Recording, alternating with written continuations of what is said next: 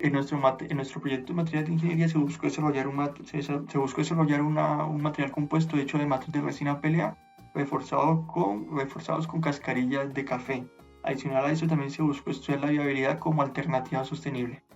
Nuestro proyecto nos proporcionó muchísimas ventajas a nivel de proyecto y a nivel de formación como estudiante. A nivel de proyecto nos permitió ver lo importante que es la selección y procesamiento adecuado de los componentes que forman el material compuesto y también lo importante que es el proceso de fabricación o la influencia que tiene el proceso de fabricación sobre la morfología externa y luego sobre las propiedades mecánicas del material. Esto a nivel de formación como estudiante nos permitió adquirir y desarrollar habilidades blandas cruciales en nuestro transcurso como estudiantes y ya como el ejercicio profesional. Entre esas habilidades blandas tenemos la toma de decisiones, el análisis de resultados, la oratoria y la indagatoria. Los materiales utilizados para este proyecto son una resina PLA fotosensible, ISON y residuos secados al sol de una plantación de café del Huila, Colombia. Fabricamos probetas a partir de las normas ASTM D638 y ASTM E23 para ensayos de tensión e impacto respectivamente. Las probetas se fabricaron a partir de dos métodos. El primero corresponde a una impresión 3D estereolitográfica, o SLA, que se realizó en la LGU Mars 5. La resina fotosensible se curó capa por capa de 50 micrómetros con luz UV por 2.5 segundos. Tiene 3 capas iniciales que se curaron por un tiempo de 25 segundos para mayor estabilidad de las demás capas. Las probetas posteriormente se limpiaron con alcohol isopropílico al 95% y se curaron con una linterna de luz UV por un tiempo de 10 minutos para reducir los esfuerzos residuales por el proceso de impresión. El siguiente método fue por moldes de acrílico. La cáscara se trituró por 6 minutos en una licuadora. A continuación se tamizó con un colador de cocina que permitió el paso de partículas de tamaño menor a 1 por 1 milímetro. Y esta cáscara se mezcló en un recipiente con la resina para alcanzar la proporción. Posteriormente, se vierte en el molde y se cura con una linterna de luz UV por 1 hora. Las probetas obtenidas por impresión 3D presentaron una superficie lisa y homogénea, sin presencia de PLA sin curar. Por su parte, las probetas con presencia de cáscara de café presentaron una estructura heterogénea, con PLA sin curar en su interior, y solo las paredes en contacto con el molde se curaron completamente lisas, mientras las otras superficies mostraron grosores irregulares. Tras obtenidas las probetas, se realizaron ensayos de tracción, impacto Charpy y dureza para hallar las propiedades mecánicas del material compuesto y compararlos con el material original, para determinar la viabilidad del primero. Comenzando por el ensayo de tracción, la primera gráfica que se presenta corresponde a la gráfica de esfuerzo de formación de las probetas que tienen 0% de café. Entonces, en azul se presenta el primer ensayo y en naranja se presenta el segundo ensayo para este tipo de probeta. La siguiente gráfica que se presenta es la gráfica de esfuerzo de formación para las probetas que tienen 30% de café. Al igual que la gráfica anterior, en azul se presenta el primer ensayo y en naranja el segundo ensayo. Luego de obtener los valores de esfuerzo de formación, lo que se hizo fue seguir la norma ASTM D638 para calcular las propiedades mecánicas de nuestro material. Entonces, las 3 propiedades que se calcularon fue el módulo de elasticidad, la resistencia a la tracción y la ductibilidad. Entonces, para cada concentración de café y en cada ensayo se calcularon estas propiedades y son las que se muestran a continuación. Luego, con estos valores, lo que se hizo luego fue promediarlas para así obtener un valor representativo para cada concentración de café.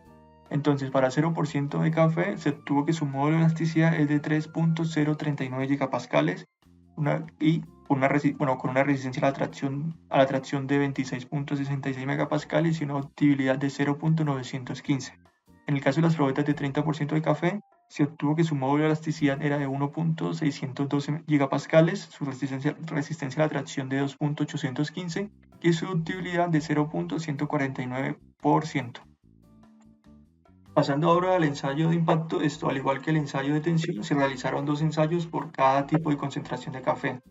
Los valores que se obtuvieron tras ensayar estas probetas son los siguientes, son los que se muestran en este momento.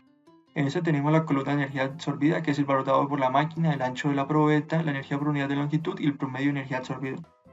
La columna de energía por unidad de longitud corresponde al procedimiento dado por la norma ASTM E223 para reportar la energía que absorbe el material de acuerdo a su longitud.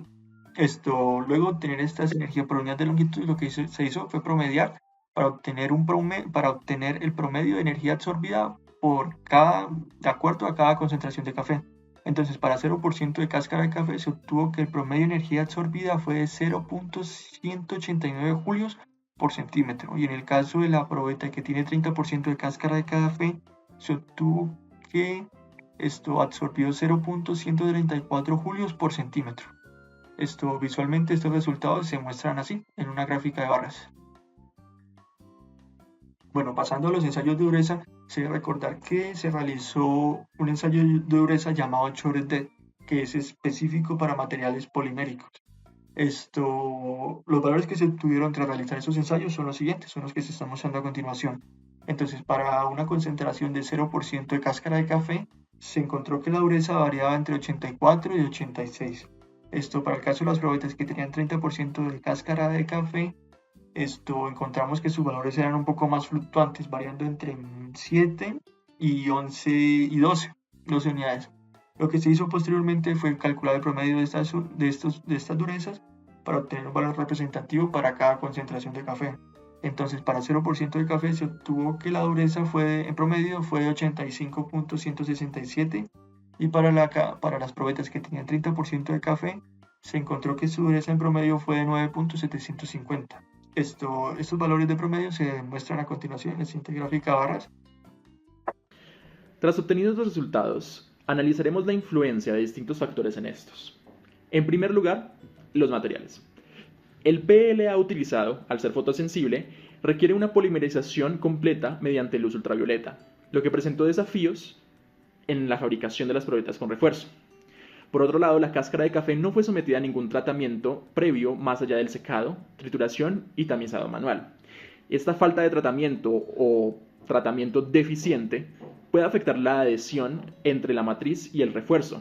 Además, la molienda de la licuadora generó partículas de distintos tamaños que no fueron separadas por la tamización, lo que afectó la distribución homogénea del refuerzo dentro del PLA y pudo haber ocasionado concentradores de esfuerzo, debilitando la estructura del material.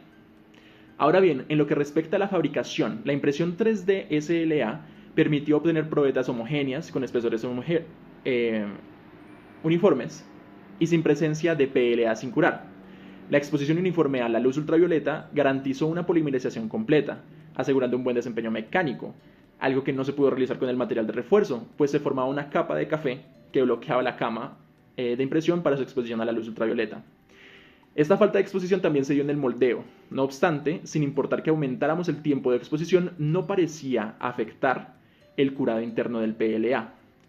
Por otra parte, debido al tamaño de partícula, así como el proceso de moldeo afectado por la gravedad, las probetas muestran el café depositado en la parte posterior de la probeta. Por último, el proceso de desprendimiento del molde sometía a las probetas a esfuerzos que la deformaron. Pasando a estudios similares o iguales a nuestro proyecto, el que analizaremos corresponde a uno hecho por BWASH B, en el cual se explora la viabilidad de un material compuesto hecho de resina PLA y reforzado con fibras de bambú. En este estudio las variables de estudio fueron la concentración de fibras de bambú y la orientación de estas fibras de bambú respecto al eje longitudinal. Entonces se encontró que para mejorar lo que es el módulo de elasticidad de manera longitudinal, las fibras deben estar orientadas en dirección al eje longitudinal y con una mayor concentración de fibras de bambú. Ahora, si se quiere mejorar el módulo acortante, lo que se debe hacer es ubicar estas fibras de bambú a 45 grados respecto al eje longitudinal y aumentando el volumen de fibras de bambú. Adicionalmente, se encontró que la resistencia a la tracción del material del compuesto aumenta a la del propio material, la propia matriz, cuando el volumen de fibras de bambú es superior a 7.3%. Bien, pasando al análisis de morfología de la interfaz, se encontró que para las probetas con 30% de café, la interfaz era completamente heterogénea y segregada. Entonces, por un lado teníamos una cubierta externa abundante en la matriz de resina PLA con pequeñas incrustaciones de de cascarilla de café y teníamos un centro con abundante concentración de cascarilla de café con pequeñas concentraciones de matriz de PLA que no logró solidificar.